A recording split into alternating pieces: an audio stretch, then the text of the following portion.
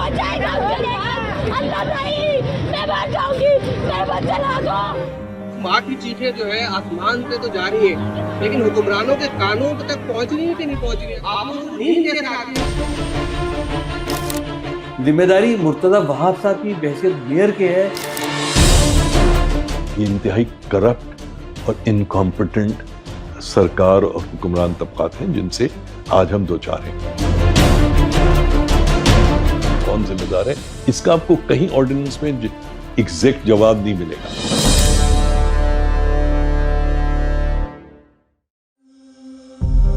3 سالہ ابراہیم منو مٹی تلے جا سویا, مگر اس کے والدین اس سوال کا جواب نہیں ڈھونڈ سکے کہ وہ اپنی اکلوتی اولاد کا لہو کس کے ہاتھ پہ تلاش کریں. میئر کراچی جو واٹر کارپوریشن کے چیئرمین بھی ہیں, ان سے صحافی نے بار بار سوال کیا کہ آخر اس ننھے ابراہیم کی موت کا ذمہ دار کون ہے. میئر کراچی کا جواب تھا کہ یہ سوال صحافت نہیں, سیاست ہے, ذمہ دار کا تعین کر رہے ہیں.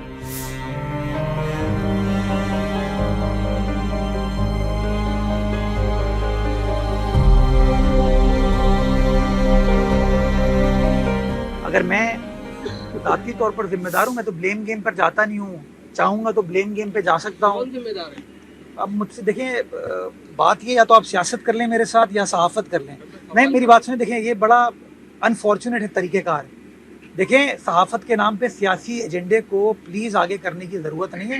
آپ نے سوال پوچھ لیا اور سوال کو میں نے بہت ہی تحمل کے ساتھ سنا, مجھے جواب دینے دیں. یہ بڑا انفارچونیٹ ہے طریقہ. ذمہ دار کون ہے میں تو یہ پوچھ رہا ہوں. ابھی بہت ساری چیزیں, اس کی فیکٹ فائنڈنگ ہو جائے, اس کا جواب آپ کو مل جائے گا. میں تمام باتیں آپ کو بتا دیں. سابق ایڈمنسٹریٹر کراچی فہیم زمان کہتے ہیں کہ یو سی چیئرمین کے پاس نہ سیوریج بورڈ کے اختیارات ہیں اور نہ ہی وسائل, مگر اصل ذمہ داروں کا تعین کرنے کی بجائے سیاست ہو رہی ہے. یو سی چیئرمین, وارڈ کے لوگ, شہر کراچی کے میئر, ٹاؤن کے واٹ ایور, یہ جو بھی لوگ ہیں یہ سیاست کر رہے ہیں. لوگ جو ہیں وہ تو یو سی کے ناظم کو, یو سی کے اس کو, یہ چیئرمین کو ہی جانتے ہیں نا. ان کا رابطہ وہ تو جا کے مرتضی وہاب کو نہیں پکڑ سکتے جو محلے کے لوگ ہیں.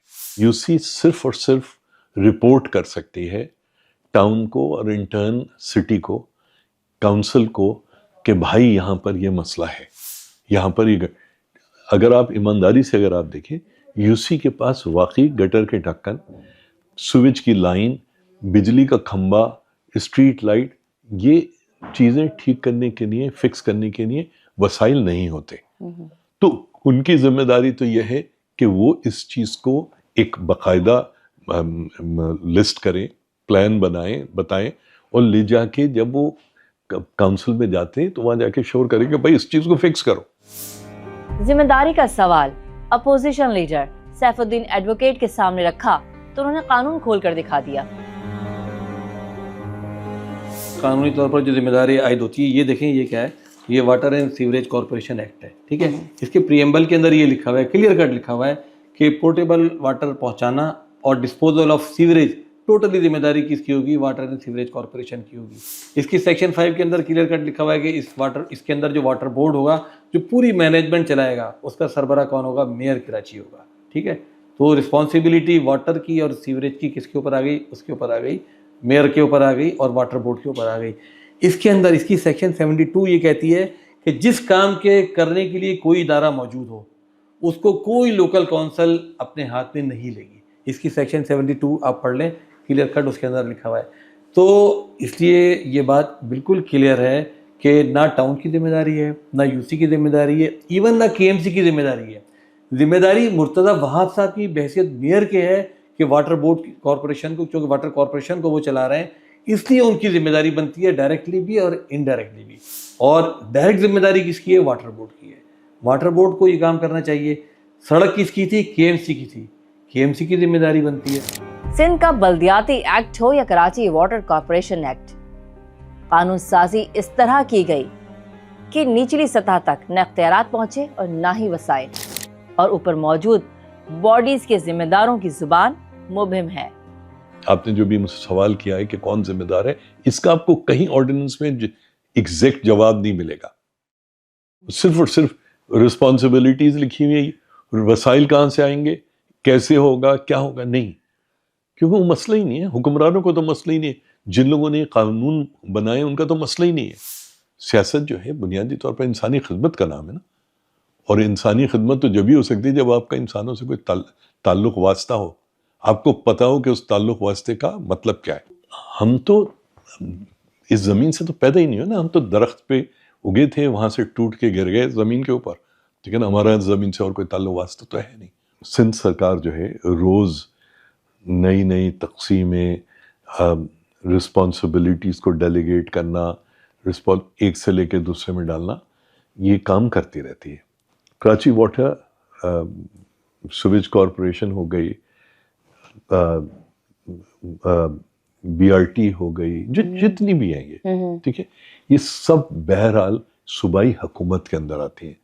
Secretary local government, minister for local government, mayor, ٹھیک ہے, کیونکہ میئر جو ہیں وہ ذمہ دار ہیں اس وقت Karachi water and sewage corporation کے بھی ہیں اور KMC کے بھی ہیں.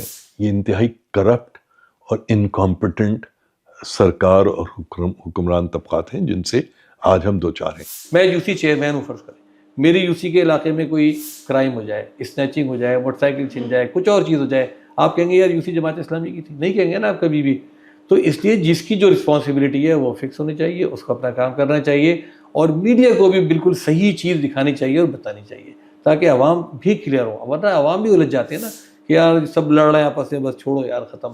سڑک KMC کی ہے تو ذمہ داری یا تو مرتضیٰ وہاب صاحب کی بنتی ہے یا پھر واٹر بورڈ کی بنتی ہے, اور اصل میں ان دونوں کی بنتی ہے, کسی تیسرے چوتھے کی بالکل بھی نہیں بنتی. اس بلیم گیم کے نتیجے میں نقصان کیا ہو رہا ہے کہ نہ مرتضیٰ وہاب کا نقصان ہو رہا ہے نہ کسی اور کا نقصان ہو رہا ہے. جو اصل مجرم ہیں, جن کو یہ کام کرنا چاہیے, جن پہ رسپانسبلٹی فکس ہونی چاہیے, جن کو سزائیں ملنی چاہیے, وہ سارے کے سارے بچ جائیں گے.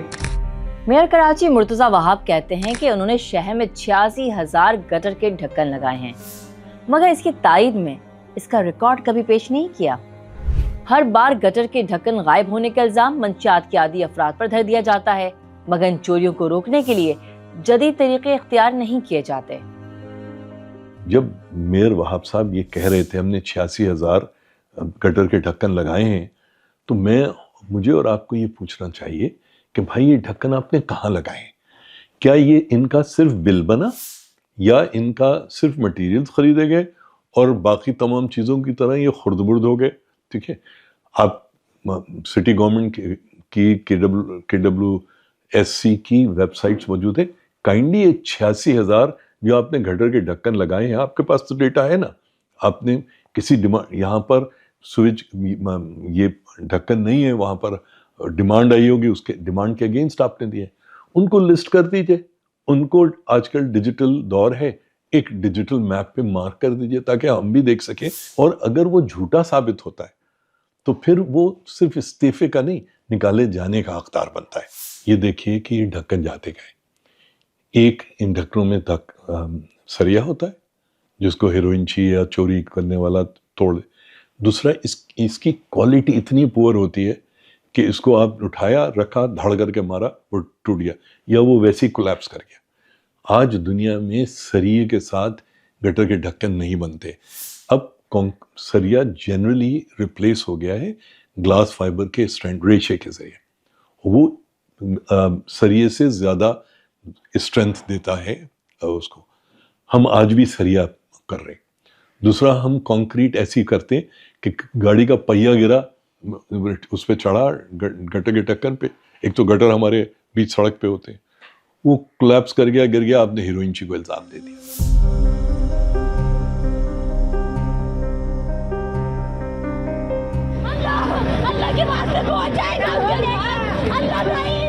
3 سالہ ابراہیم شہر انتظامیہ کی غفلت کی علامت ضرور بن گیا ہے, مگر کراچی میں کھلے گٹر میں ڈوب کر مرنے والا پہلا بچہ نہیں.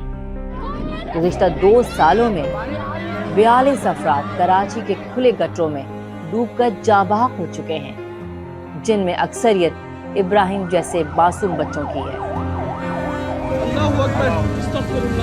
کمسن بچے تو اب بھی نیند سو گئے, مگر ان کے والدین کی باقی زندگی اس تکلیف کو یاد کر کے اور تڑپتے ہوئے گزرتی ہے کہ کیسے ان کے جگر کے ٹکڑے کی ننھی جانیں تاریک لائنوں کے کالے پانی میں اذیت سے نکلی ہوگی۔